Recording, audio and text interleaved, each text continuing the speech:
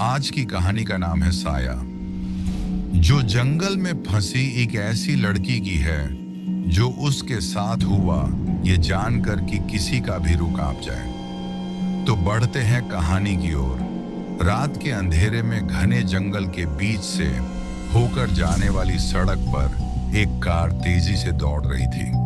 Car में बैठी नीता घबराई हुई थी। उसने पीछे मुड़कर देखा, कोई नहीं था, मगर उसे महसूस हो रहा था कि कोई उसका पीछा कर रहा है। ठंडी हवा की लहरें खिड़की से अंदर आ रही थीं, लेकिन नीता के माथे पर पसीना था। ये सब मेरा भ्रम है, उसने खुद को समझाने की कोशिश की, लेकिन फिर उसके मोबाइल की स्क्रीन अपने आप जलने बुझने लगी।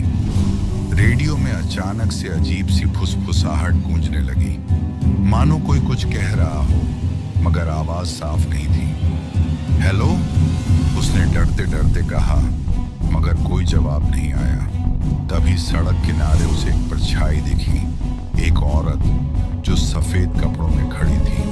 उसका चेहरा नीचे झुका हुआ था, लंबे बाल बेतरतीबी से लटक रहे थे। नीता के रोंगटे खड़े हो गए। उसने कार की स्पीड बढ़ा दी, लेकिन अगले ही पल झटके से ब्रेक लगाने पड़े।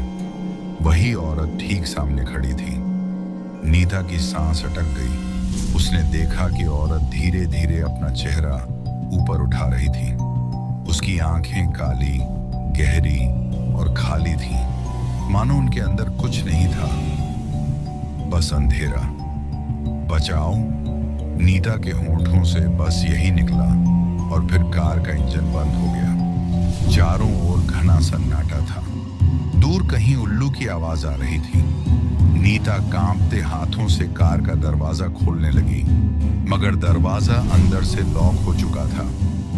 अपने आप तभी एक ठंडी सांस उसके कान के पास महसूस हुई। कोई उसके पीछे था। नीता ने कांपते हुए रियर व्यू मिरर में देखा।